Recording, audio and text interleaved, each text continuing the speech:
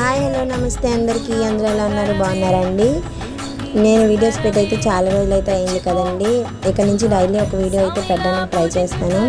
ఇది మా చెల్లి పెళ్లి సిరీస్ అయితే స్టార్ట్ అవుతుందండి. ఇది మా చెల్లి ఎంగేజ్మెంట్ అనమాట.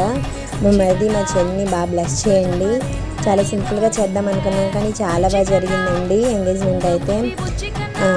ఇదైతే ఎంట్రన్స్ అనమాట. తర్వాత కోలాటం అది కూడా పెట్టాము. కోలాటం అది అన్నీ వేసి చాలా బాగా చేసామన్నమాట.